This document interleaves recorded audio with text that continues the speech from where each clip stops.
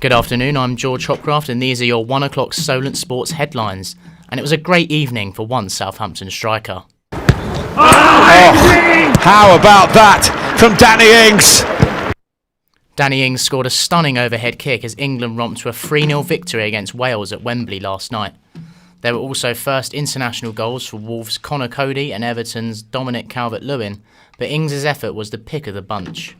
I don't think I was that acrobatic, to be honest, but I think tonight's a great progression for me, to be back in this environment with such a talented group of players. It says a lot about the hard work that's been put in over the years. So to go out there tonight, get my first start, score a goal, I'm extremely happy. Northern Ireland captain Stephen Davis celebrated breaking the record appearances for his country as the Green Army overcame Bosnia and Herzegovina via penalties. The win puts them one game away from Euro 2021, a playoff final against Slovakia next month.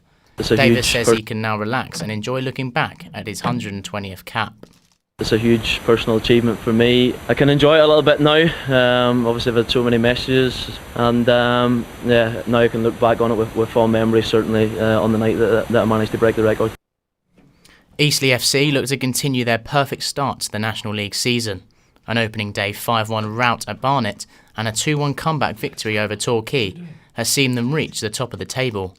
Manager Ben Strevens put it down to a more clinical attitude. We probably drew that game 1-1 last season, so taking our chances, hopefully a bit of belief growing in the group.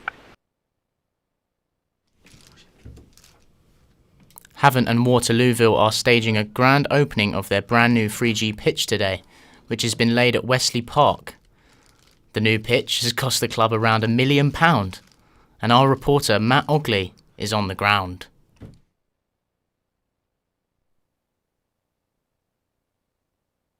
Hi Matt, how is everything going down at Havant?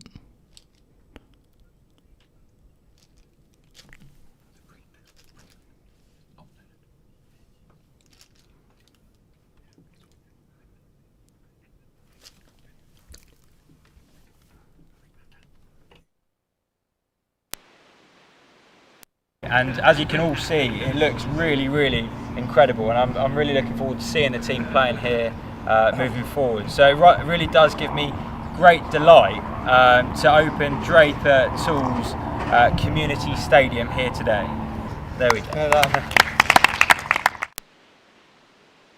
It certainly was a special moment for everyone involved at the club, and Jack Finney will be back with the full story at 4 o'clock. Matt Ogley, Solent Sports News. Thank you, Matt, for that update at Havant. Hampshire Cricket have announced this morning that 2 of their first-class batsmen will be leaving the club.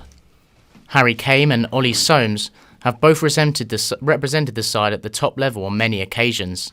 Hampshire will kick-start their new season in April of next year, having finished 4th in 2020. It has emerged that former AFC Bournemouth youth player Clive McConey, who was found dead in Winchester last month, was due to appear in court the same day. The 26-year-old was facing charges of rape and 2 counts of sexual assault at Croydon Magistrates Court, following an incident in August last year. On to rugby now, and the RFU has confirmed they will allow the anthem Swing Low, Sweet Chariot to be played at England games. This comes after calls for it to be banned due to its origins in American slavery. A review into the song concluded that an effort to educate fans on its history will take place, an approach Labour councillor Maurice MacLeod agrees with. It shouldn't be banned. I think that fans could absolutely think about what they're singing and why they're singing it. As you say, most up until now have been completely ignorant to its history.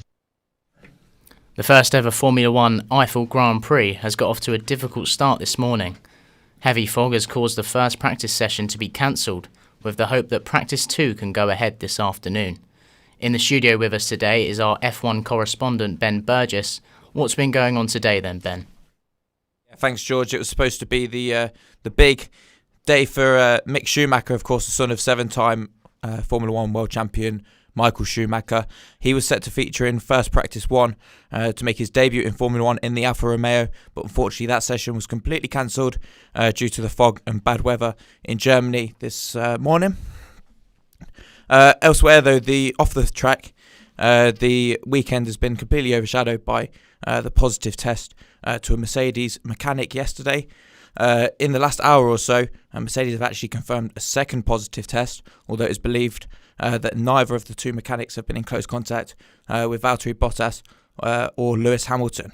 Hamilton himself has been in the news, being pretty vocal about a new track in Brazil that will require the destruction of some of the Amazon rainforest, but that is yet to be seen. To tennis, and the men's French Open semi-finals will take place this afternoon with a potential mouth-watering final between Rafael Nadal and Novak Djokovic. Nadal takes on Argentine Diego Schwartzman before world number 1 Djokovic takes on Stefanos Tsitsipas in the second semi. Dominic Calvert-Lewin has won the Premier League Player of the Month.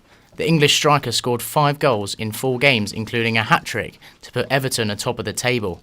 It's a double award for the Blues side of the Mersey, as Carlo Ancelotti has won the Premier League Manager of the Month.